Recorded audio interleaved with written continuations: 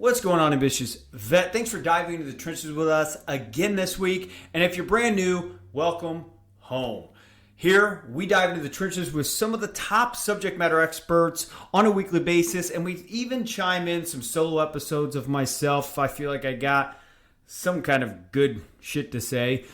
Inside the weeks that we're not interviewing some awesome guests, and really with the mission to provide the golden grenades that you need to break through to new levels of life satisfaction, fulfillment, and success in your life post-military.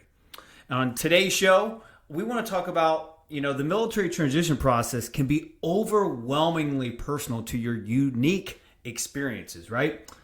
But the question is, how would 2 decades of working with veterans and data collection positively impact your transition process?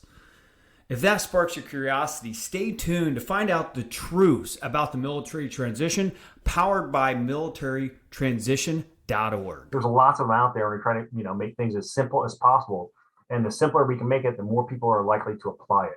So that is really where the concept of the truths behind the military transition came from. So I mentioned the 5 key learnings after 2 decades. We also have 5 recommendations. And we have the 5 jobs, and we can tell you, from our data set, there are 5 jobs that veterans typically start. You start in one of these 5, and we can walk through all that. All that's on the website as well.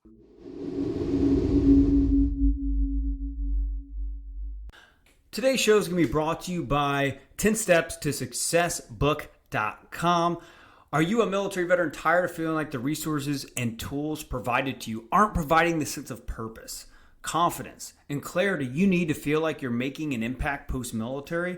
Or in other words, in Marine Corps terms, I guess you would say, are you feeling like you're not a commander-in-chief of your life every day in the trenches of life?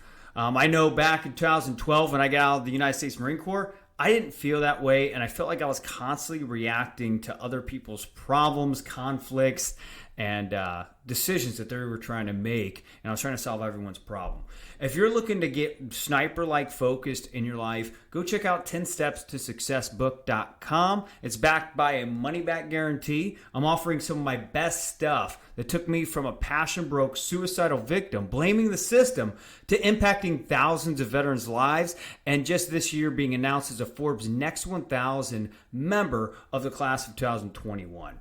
If you're ready to take charge of your life finally, go visit 10stepstosuccessbook.com and you will not be disappointed. It's time to get into the trenches, dig into your purpose, and fire up your life's fulfillment. The Ambitious Vet Podcast starts now.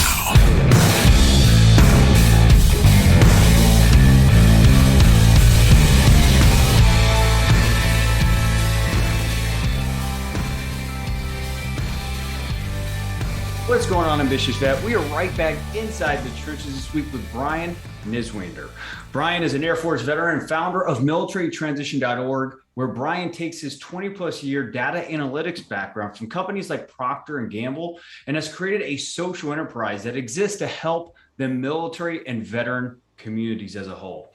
It's literally a transition intelligence platform that provides the data trends for active duty veterans and employers to learn from and actually provide solutions to. It's a really exciting platform that literally helped my transition and ongoingly helps my transition into different life circumstances and situations as I continue to grow as an ambitious vet. So I'm super excited to introduce Brian to the show. Brian, are you there? I am, Chris. Hey, great. Thank you for having me on the show. And thanks for that introduction. I'm truly honored.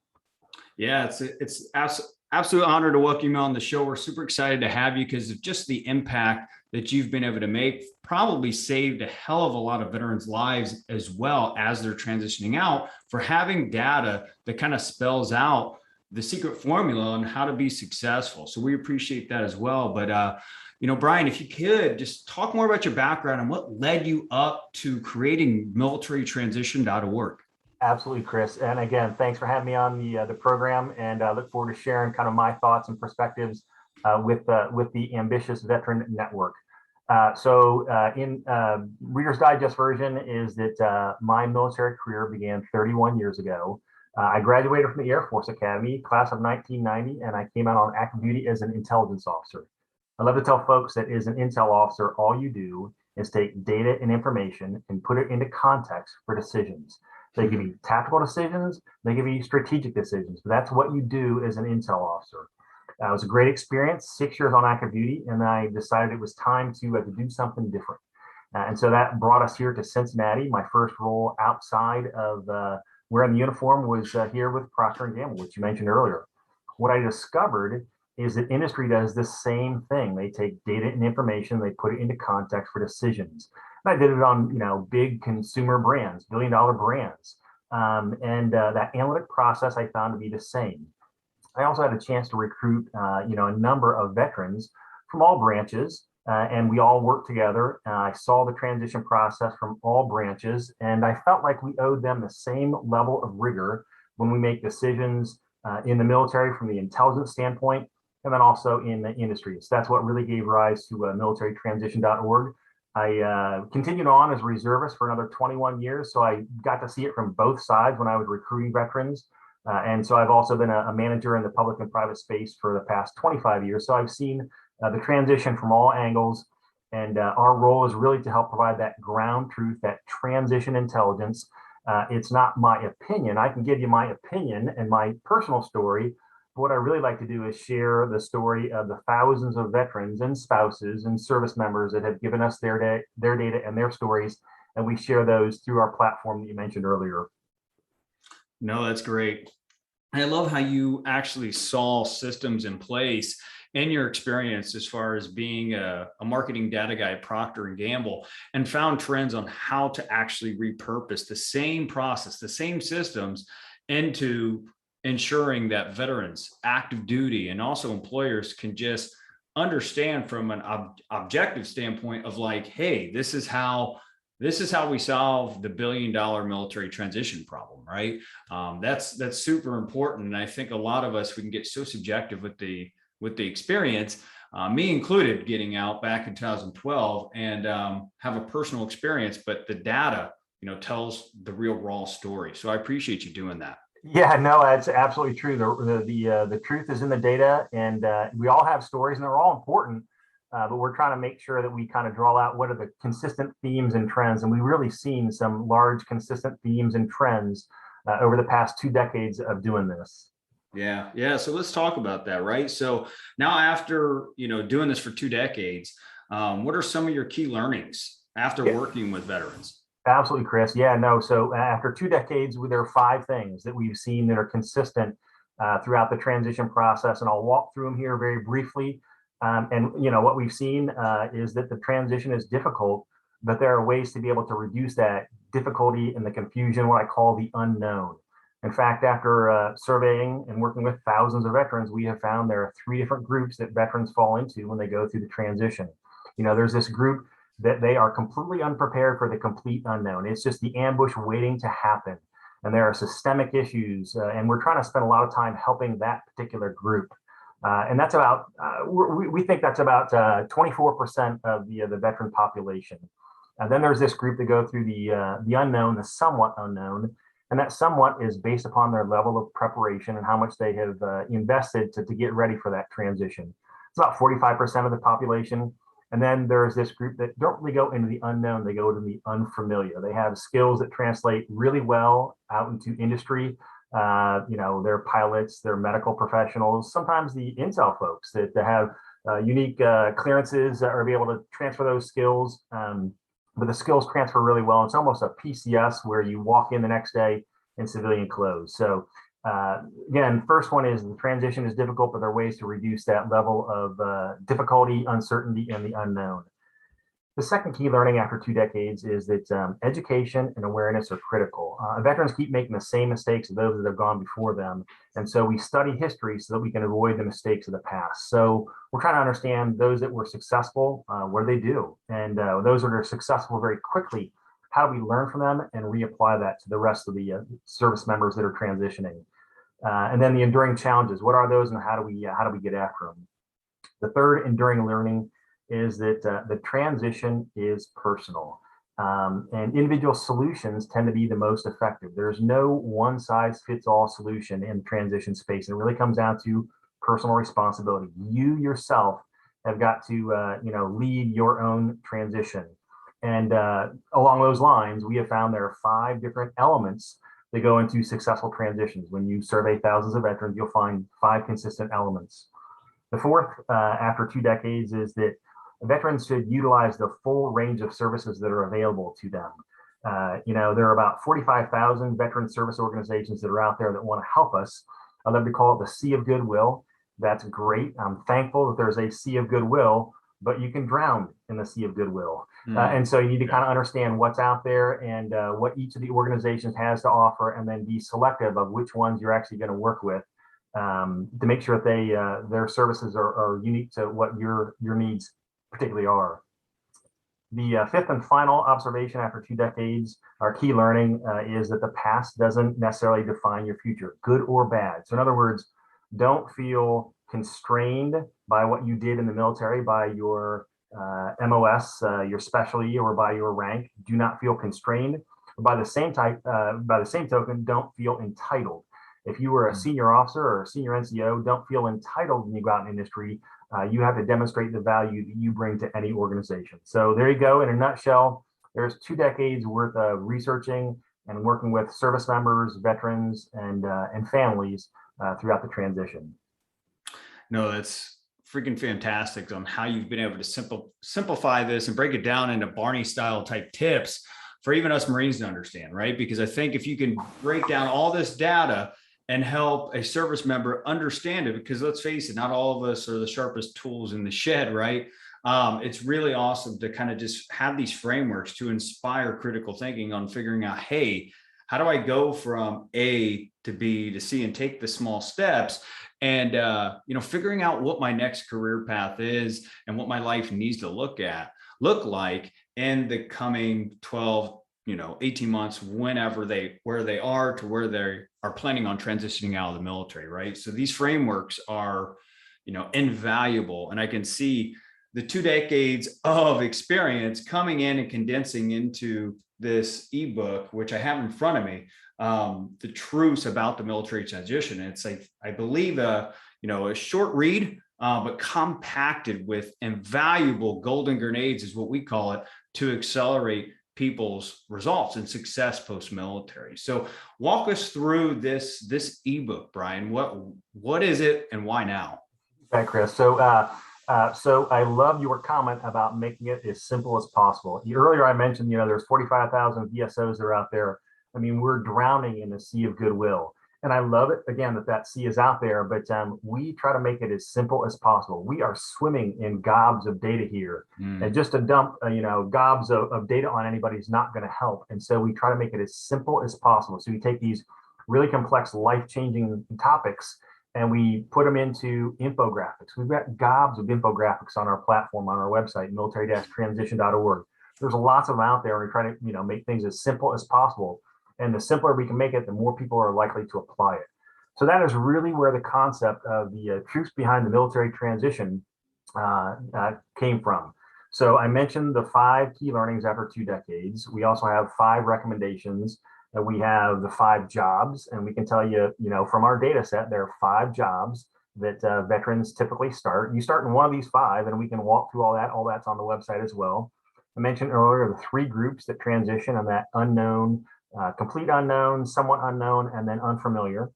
We're also now working on the 12 challenges that service members face. But the 10 truths really takes all of these insights and it makes it the starting point. So our long-term goal is that we want to be that single starting point for every service member when they think about what follows their service. You ought to think about it the day you put the uniform on, because decisions you make in uniform will impact the things that you can do after you get out, whether you serve for 5 years or 35 years, the decisions you make will have an impact. So we want to get this material into service members and spouses and families' hands as quickly as possible so they understand what's ahead and they can start preparing. We have a saying at militarytransition.org is that we don't compete with anyone.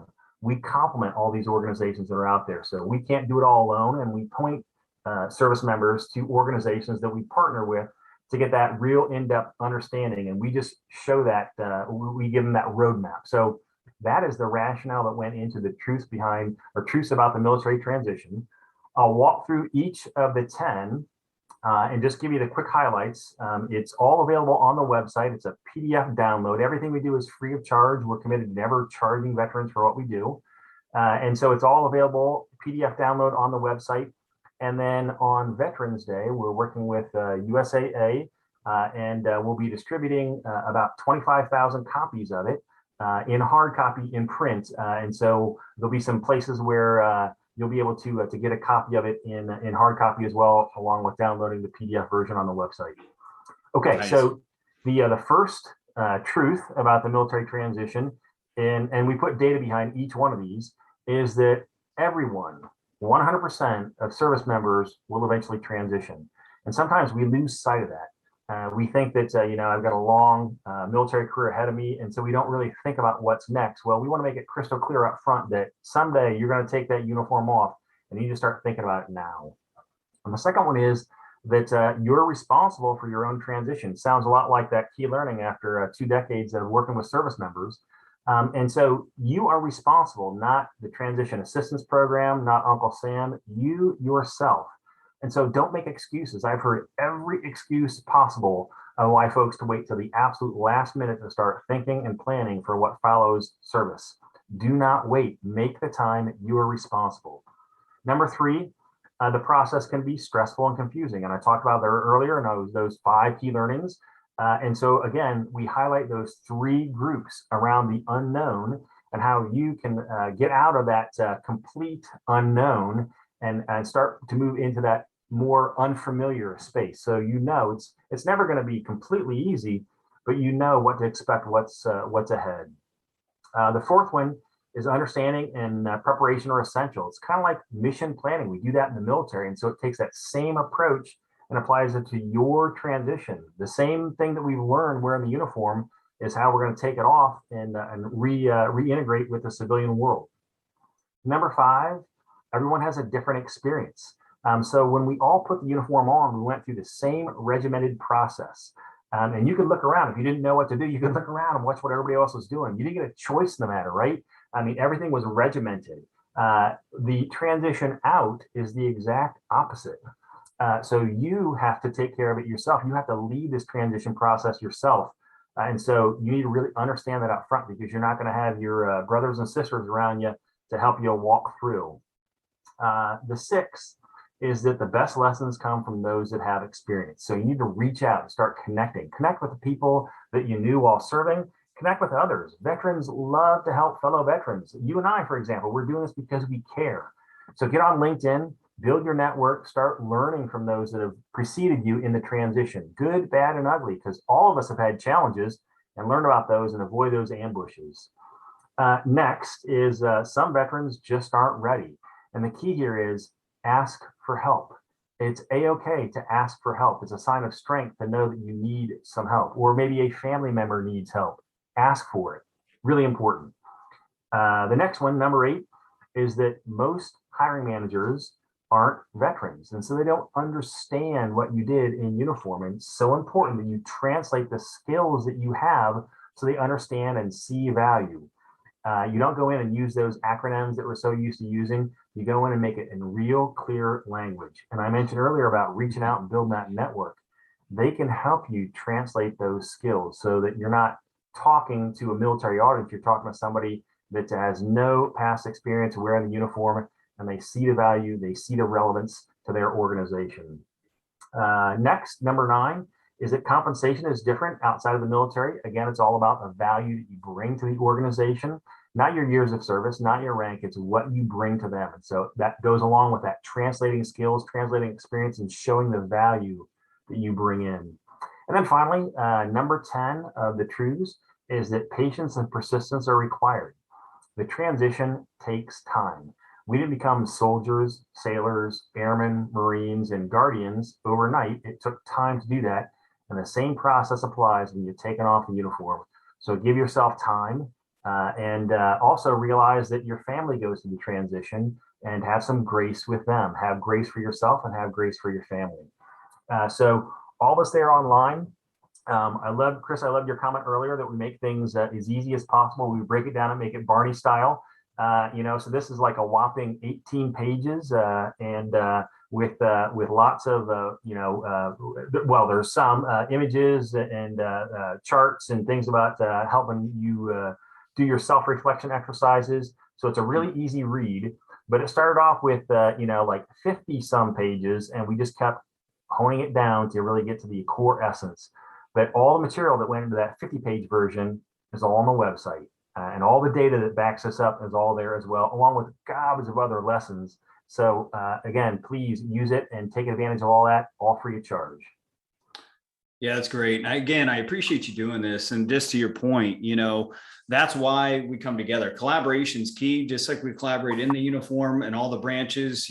Marines couldn't be boots to the ground without the Air Force, right? Same thing when we get out of the uniform. We've got to figure out how to collaborate, bring our skills and superpowers together so we all can win, especially in a world like we live in today that, there's labor shortages and stuff like that. Veterans got to definitely lead the way. And Brian, I just appreciate you bringing in these frameworks in this short ebook, because some of us, military people don't necessarily like to read, but if you can combine it in less than 20 pages to provide us frameworks and, SOPs and civilian language, we'll definitely execute on it. And one specific thing I wanted to hit on was, just how most hiring managers aren't veterans, right? And just that framework that you were mentioning a little bit with the language to alignment to impact. And I literally, it's a quick joke here, Ambitious Vet. I remember whenever I was in my first interview after my TAPS program in 2012 with a large commercial national chain, is they said, hey, if we were to hire you as a sales specialist, how would you make sure you hit your sales quota every single month? Guess what my answer was? It was BAMSIS. Begin planning, arrange reconnaissance, all that stuff. And to Brian's point, us military members, we can't use the ditties and acronyms that we use, in the uniform outside of it. You've got to really learn how to communicate that, and the frameworks and the data that's on Brian's website and all the resources that he displays in that website helps you bridge that gap. Brian, is there anything you would add to that? Chris, I love that. That's a great story. I would have loved to have been in the room and see the look on their faces when you said that. I mean, I completely understand where you were coming from, but for them, that was like speaking a foreign language. Oh, yeah. I can't top that example. I can say that from our experience, there are three different things when you talk about that, translating your skills. So there's like just a basic language, and you said, acronyms, avoid the acronyms. But it's kind of funny. So, even within the same branch, we can confuse ourselves. People in the Army talking to others that are in different MOS can confuse each other. It happens in the Air Force, happens in all branches. And in between branches, we confuse ourselves. So we can't think that we're going to talk to a civilian that has no military experience and they're going to understand everything we say. So the language is like absolutely critical. Part of that too is how you align it to make sure that they see, that it fits with their organization. And then really the biggest part is the impact, the so what factor. So you did all this stuff. So why do I care? What does it matter to me? But wow, I'm just thinking about your example. And again, I wish I could have been a fly on the wall for that interview. The hiring manager was just like, okay, all right, this Marine's crazy. But I've interviewed lots of veterans that have decided they wanted to, start using acronyms, and I try to give them feedback, and some of them have been entertaining, not obviously as good as yours, but there have been some doozies I've heard.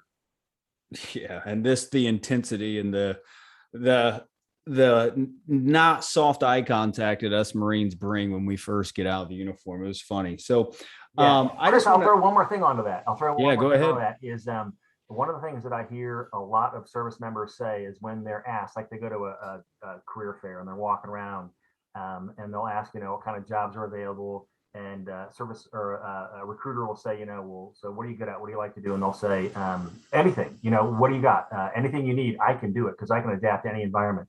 So when you say I can do anything, what that recruiter, what that hiring manager hears is, I can do nothing. They have a specific need and they want you to talk about how your skills and your experience align to their needs. So I know that we're taught to be jack of all trades. We can adapt to any environment. We're great at it. It's one of the core competencies we have in the military. But when you're going for that interview, when you're meeting with them, you want to zero in on what their need is and how your experience aligns to that perfectly. Such a good point.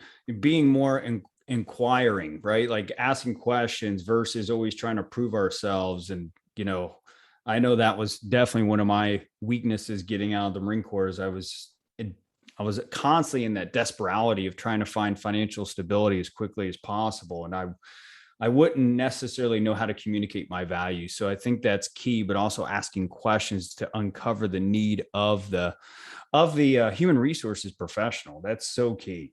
Absolutely. Yeah.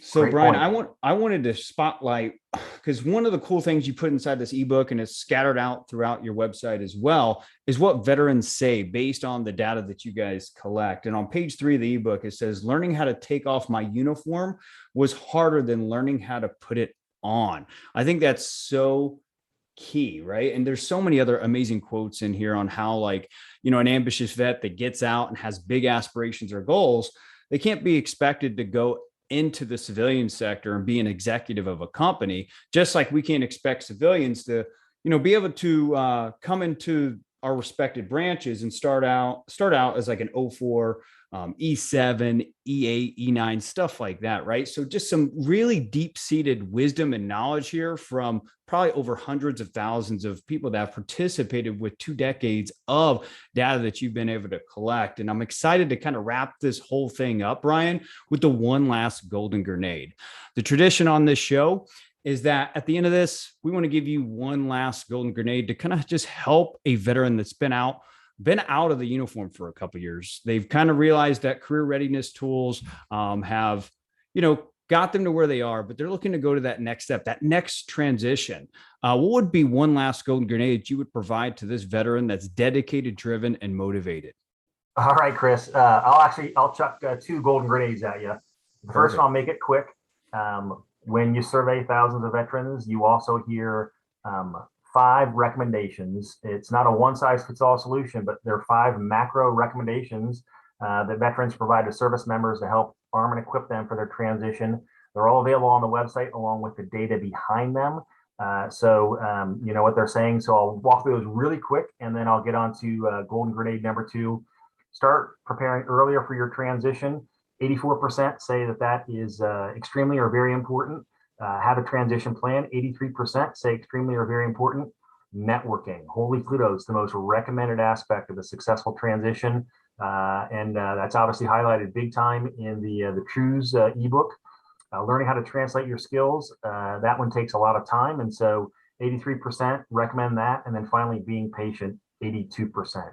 So that was golden grenade number 1, golden grenade number 2. And we draw this out quite a bit in the ebook, is it really starts with that self-reflection. You need to pause. You need to put everything on pause. You need to think about, what do I want to do after I take off the uniform? I love to tell folks that you can't hit a target that you don't have. So you really need to start with that self-reflection and think about, what do I want to do? We have exercises in the ebook that help get you started. There are gobs of questions that then can lead to and assignments that you can take on for yourself. But you really need to make that investment up front. It's so important, because if you don't know where you're going, you're never going to get there. And you'll keep you'll land jobs and you'll find out this isn't what I'm really looking for, and you'll start looking again. You keep looking again. So we encourage folks to do that self-reflection up front. It should actually never stop. You should always be thinking about, what do I want to be when I grow up? What do I want to do? What are the environments that I like? And that ought to then shape your decisions. So there you go. My 2 golden grenades. Well, Brian, you smashed it. You blew it out of the park. And Ambitious Vet, make sure you go and implement these golden grenades immediately in your life. And I don't know if it's going to be over the next week, next month, next quarter, or next year, but I promise you, if you implement those golden grenades, you're going to be realizing your goals. More importantly, feeling like you're living on purpose again. Brian, where can an ambitious vet that's listening to this right now learn more about militarytransition.org, which is probably self-explanatory, but also how to connect with you personally. So hit the website, but then also I'm on LinkedIn. So feel free to, link up on LinkedIn. I love to connect and chat. And if you ever want to talk as well, I'm happy to schedule time to talk. But the best way, again, use everything on the website. Contact info is there, and LinkedIn would be the second pathway. Perfect. And again, Ambitious Vet, that's military-transition.org. Go check out all those resources and accelerate your transition by educating yourself beforehand. Brian, thanks for joining the Ambitious Vet Show. Chris, thank you so much. I truly enjoyed it. And thanks for the work that you're doing. The Ambitious Vet is available on all popular podcast platforms. Go to vettrainingcoaching.com to subscribe, rate, and share with fellow vets. Again, today's show is brought to you by 10stepstosuccessbook.com. Ambitious Vet, if you are in the trenches of life right now and you're just lacking the confidence, the clarity, or just the sense of purpose that you want to be feeling in life to help fight against all the crazy shit that's going on, like labor loss, and you want to help create jobs, or you want to go find the leadership position that you feel like you'll be able to make a bigger impact in. If that's you, go out and check out 10stepstosuccessbook.com. This will equip you to become the commander in chief in your life once and for all. Again, it's backed by a money-back guarantee, and the whole cost is a whole $5 bill, electronic payment to receive all of my best stuff since 2017 that I've invested a lot of failures, but also over $100,000 in my own personal and professional development to hopefully accelerate your pathway towards becoming who you want to be post-military. Again, that's going to be 10stepstosuccessbook.com. It's a limited time offer. We are literally 2 months away from releasing our subscription-based personal professional development gamified e-learning platform and experience. So all of that content will be inside of there. So if you want to get it for just $5, now go check out 10stepstosuccessbook.com, and I promise you, you won't be disappointed.